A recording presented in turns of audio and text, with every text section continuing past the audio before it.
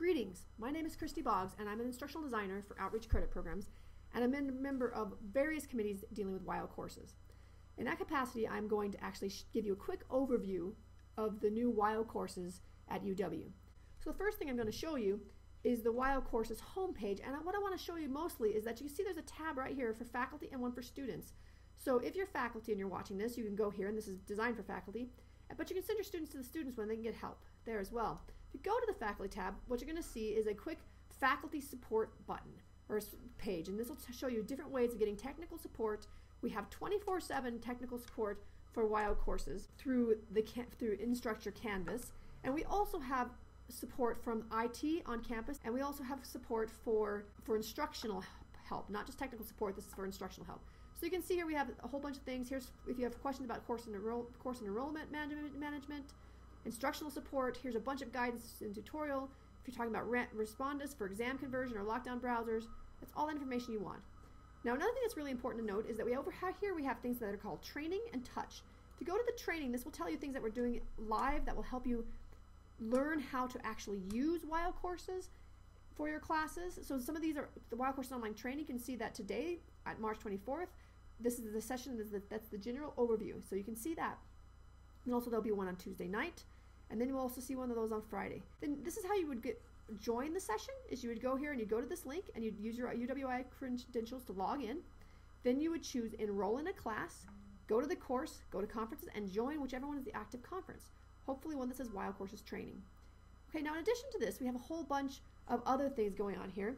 We have all kinds of online help that can really assist you in getting your course off the ground and ready to go. And then also we have, once you've gone through this, when you've gone through the training and you've looked at some of the videos and you say, I still don't understand how to do this, then you would want to go to our touch sessions, and those are every Monday and Friday from 1 to 3 in the ECTL on the 5th floor of the co-library. And there's also GA touch sessions every Thursday from 2 to 3 in the L. Bogan Center on the 5th floor. In addition, we are more than happy to if you contact us, we are more than happy to do small group trainings or departmental trainings, and that's another potential way for you to get started in your Canvas activity. Okay, now that you kind of know how to get help and where to go, let's delve into the actual courses itself. Now, I'm logged in as myself, and this is what you're going to see when you first log into WyoCourses. Now, when you very first log in, you're not going to see any of these kind of announcements, nor are you going to see the to-dos, because these are things that show up when you actually have active courses. Okay, so you can see that there's been 6 announcements, there's a conversation message, there's assignment notifications, there's a discussion group, and these are all things that I'm supposed to grade. So this is a very helpful thing because he kind of pulls everything together from all your different courses and puts them right on your front screen so you know what's going on.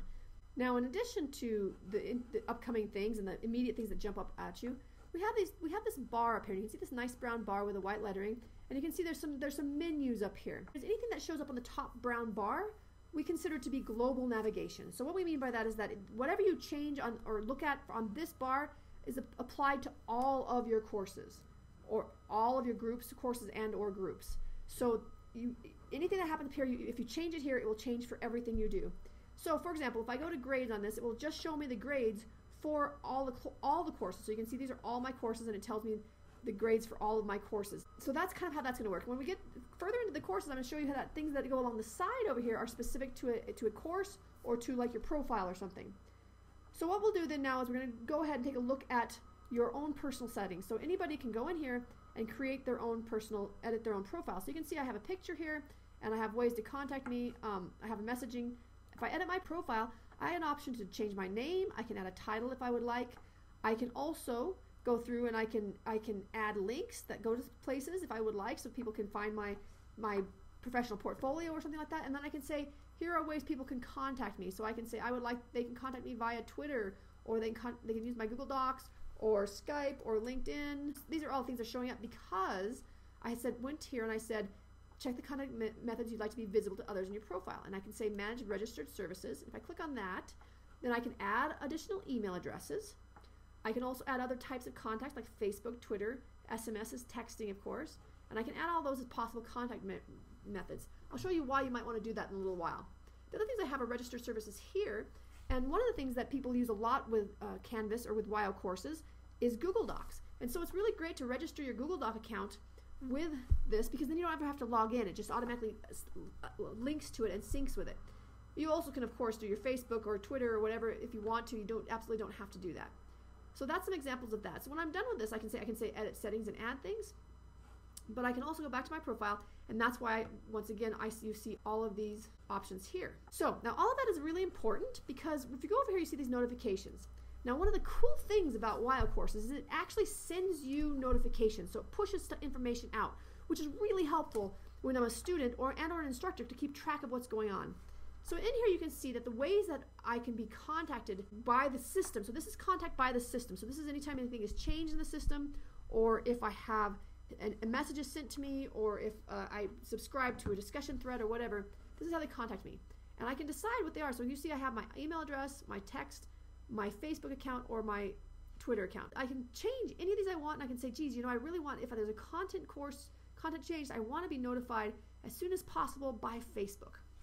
And it's going to send me a Facebook message by doing that. And I can set this up for all of them. I can say I want daily, or immediately, or I can say send me a weekly summary. So depending on what it is, I may want to have that as soon as possible. So if I'm a student, I'm going to want, God, I want those grades really fast. So these settings are really important.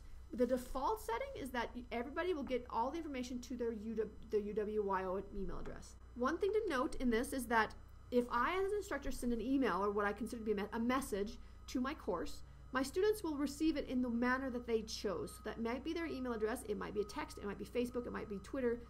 They have chosen the method by which I will be contacting them. So if you feel like there's something that absolutely has to go to their UWYO account, then you want to send it through WyoWeb. Or if you have something, if you want it always to go to their account, then you have to make sure that you require that they have their UWYO account as their default for certain things. Another great thing about WyoCourses is the calendar feature. So what's really cool about the calendar feature, there's several cool things about it, but it has all of my classes. So you can see I have calendars for all the classes that I'm either a student in or teaching. And you can see if they're colored, I've chosen to make them active or not. So if I click off, you look down here, some of these are not clicked, so they're not active. The color here corresponds to the tiny little line that's around the outside of this thing, which is impossible to see. So it's maybe a little bit of a design flaw there. So you can see there's a lot of assignments going on here. So I can look at this and I can see all these different things. And some of these are assignments that have an A. Some of these are just actually a appointment or an event. So that's an event. And so you can kind of tell what's going on. Here's a discussion that's due at a certain time. So those are all very cool and nice. And what's really neat about this is that if I decide, I got behind and I can't do the draft paper this week, I have to do it the next week, I just move it and I drag it down. That assignment all the way through the entire system, including the syllabus and the assignment itself, that due date will have changed. I don't have to change it in multiple places. It just changes for me. I can also take this and say, I want this to actually be in a different month. So I can go over here and say, I actually want this to happen in December. So I'm going to drag this and I can drop it onto that date too. And if I go to that date here, you're going to see that it has appeared here. So there's a couple of ways to do this. Another really cool thing about this is that it has a calendar feed. And so what I can do is I can grab this and I can actually take this calendar feed and I can copy and paste it into a calendar app like Google Calendar, iCal, or Outlook, and then I can get the feed from my calendar into my calendar app. This is very helpful for students because it keeps their calendar on their computers up to date, or on their phones up to date. The other cool thing about the calendar is that I can create assignments right here if I want, or events. So if I click on something, I can say, I want an event, and I want this to be reading number 2. And I can decide it's due on this date. I'm actually going to make it due on where we are, so I'm going to go down to where we are here. I'm going to say, I actually want this due Thursday, so I'm going to say that. And I can decide a time if I want, but I'm not going to do that right now. And I say this is going to be in my Qualities of Quantities Cornerstones course. So I'm going to do that, and I'm just going to say submit. So now what you're going to see is if we go to today, you're going to see there's my reading number 2, okay? And you can see that it's a calendar event. I can also create an assignment. So I'm going to make an assignment as well. So I've decided I'm going to make an assignment called Reading Response. And I'm having that due on there, and I'm going to put that in the same course, and it's an assignment, and I'm going to say, okay, submit that. So now I have the reading response course. So I've added these assignments. Now granted, they don't have say anything, but they have now been added to my actual course. Okay, so another really cool feature is called a scheduler, and this is great because it allows students who are in your class to actually schedule time with you. So say this is advising week, and you need to be able to get all your advisees through. You could have a group in Canvas called advisees, and then they could set up the scheduler. So here's what we're going to do. We're going to say create an appointment group to do that. And I'm going to call this advising. And I can say I want this to be on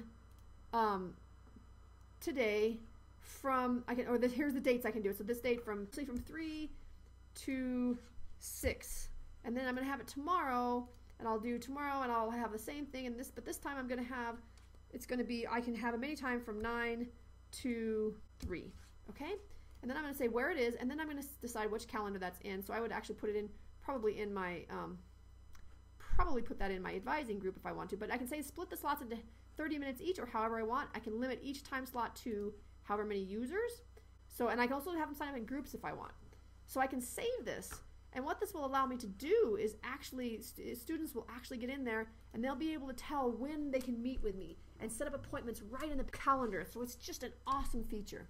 So now we kind of have an overview of some of the tools in the top. Now we're going to start getting into courses. Now the first thing you're going to do when you get into a course is click on the courses and groups, and what you're going to see is you're going to see a list of courses. Now I can decide what courses show up there by hitting the customize button, because as you can see here, there's 18 courses in my class, but only 4 are showing up here because I wanted them, because I wanted them to show up. And I did that by doing customize. And I go through and I say, I want this one and this one. I want certain ones to show up in here, and I want other ones not to. If I wanted to add one and say I would like this one to show up, I can just go in and say, okay, I really want, and then it's going to show up on there, and you can see now it's showed up there. So now we're going to go into one of our test courses. So here's our test course, Qualities of Quantities. And what I'm going to do really quick is just show you a few basic things that could just get you started. We will have other sessions on grade books and discussions and how to build quizzes and assignments, but I'm going to give you a really basic setup. So first thing we're going to do is you get into a page and you say, what do I want on my home page? Well, you look up here and it says change homepage layout. Now when I click on this, I have several options of what I can do. And so I can say, if you click here, you can see, I can have a recent activity dashboard. So that will show them anything that's happened, that's changed recently. A page I'll design, which is what this one is set up. I can make course modules or sections, so I can show you what that looks like if you'd like. An assignment list or an assignments with syllabus. So if we change to something like assignments with syllabus and it says update layout, you can see that this has got my syllabus, all right, and then it's got my assignments down here. And I just want you to note really quick that, remember those things I created that were assignments, the reading response and the reading number 2? Notice that they showed up here all by themselves. I did not change anything. I just said reading number 2 was here. I can also change the homepage layout to many other things. I can actually make it a course modules and sections. So you'll see that. If we go into there, you can see that all the modules I've created will show up. So these are all the options you have for creating the homepage layout. The one that you can do the most interesting things with is actually just a page you can design yourself. Of course, if I want to actually edit this page and turn it to create this page, I just say edit page, and then it's an HTML page, and I can do whatever I want there. Okay, now the next thing you want to be able to do is upload your syllabus. So there's a couple of options for this. There is a syllabus tool, which is great, and I actually highly recommend you do it because it seamlessly integrates with the rest of the system. And so whenever you have a due date on anything, it automatically comes in for you. It pulls the information in for you. But what you would do here is, here if I say edit syllabus description, then you can see this is just a regular, I copied and pasted this out of Word and created this syllabus, right? So that's what what we're seeing here. I've also created a link here so that if somebody wanted to download the syllabus in PDF format, they could do that as well. But you can see this is a regular syllabus I've gone through. Now look here, we have a tentative schedule, okay? That is in a table. This is what we've traditionally done with a syllabus, both hard copy and online, but Canvas gives us a much better option. And let me show you what that means. Every time I create an assignment, you can see that it creates it in there for me. It puts it in the order that they belong for me. Either an assignment or an event, and an assignment can be a quiz, a discussion, or assignment. Those are all considered assignments. They will all show up in here. Anytime I put a due date on anything, it shows up in this list. So what's cool about this is you can say that this is tentative schedule, because we all know that we have these tentative schedules and we don't always follow through with them, and we change them. But this one, when I change it, it's going to change it for the student automatically, and I don't have to try to keep it working like that. The other cool thing is that if I actually decide to print this page, so I go up and I say print, this is what it's going to look like. Okay, so when you go down, it's actually going to print all of those off for you. So there's no reason for me to actually have the stagnant schedule, because it will print all the other schedule off for me. So I think that's an important thing to keep in mind. So that's a really simple way to create a syllabus. Basically, you put in the information for your syllabus that you want, and then you create your class, and it will create the schedule for you. Okay, so the last thing I'm going to cover is actually has to do with settings. Now, I know you're asking yourself, but how do I organize this, and how do I create discussions, and how do I have quizzes? And we'll have whole sessions on that later. But what I'm going to talk about real quick is just the settings. So what's really important about the settings is I can go in and I can edit information, but one of the most important things is the navigation. So I know it's really tough to tell on this screen, but you can see that this grades and up are all very dark, and discussions and down are all very light. And what that means is they correspond with this over here. Whatever's above up here, the students will see when they log in, and I'll show you what that means in a minute. But whatever's below, they won't see. So that means I can have things in here that are hidden. And when we do a section on modules, then we'll be able to see that why we want to do this, because we want people to access things through the modules instead of through the assignments or something like that. So to change these things, if I want to say, oh, I want them to see discussions, I just take this and I just drag it up here, and then discussions will become a thing that they can see. So let me show you really quick what the students will see so you understand how this works a little better. So to see what the students view, we just go into the settings right here, and then we're going to go up to student view, and you see this right here. We're going to click on the student view, and now you can see down here it says you're logged into student view. And what this is really cool, because there's a test student in every course, and it allows you to see what the students see. You can actually submit assignments, you can do exams, you can participate in discussions. The only thing you can't do is participate in a group. So it gives you a really good idea of what the students are seeing. And you can see this is what they see for the home page. When they click on the syllabus, they're going to be able to see, you're going to see what they see. So you see all this, and then you're going to see, this is going to populate itself in a minute, and there's all the assignments. And so I can actually see, and also the main point here is that you can see that I can't see all of those other tools because the instructor has not allowed me to. Also in the settings, besides the navigation, you're able to do some other things. In the student view, you can look at the course statistics. You can also copy this course or export this course content or import course content. Now, that may not be too helpful at the very beginning when you're first starting, but after a while it might be helpful to just copy this course and change different pieces of it. You also have the option to make this syllabus for this course available, publicly visible, so you can share this syllabus with people. You can also make the course publicly visible, and the student data will remain hidden, but you could actually make this, which makes it kind of a MOOC-ish if you want other people to be able to come in and look at stuff and just check it out. And then also, really important is allowing students to attach things. So you can say, I want them to be able to attach files to discussions. I want them to be able to create discussion topics. You have a lot of options in here. The other thing is that if you want students and faculty to create a course together, then you can make this so that people can do that. So that's kind of a quick overview of WyoCourses. Once again, we'll have separate sessions that talk about how to create assignments and how to create modules and quizzes and discussions and how to use grading and all kinds of other fun stuff that it has, the web conferencing, but we're just going to start with this for now.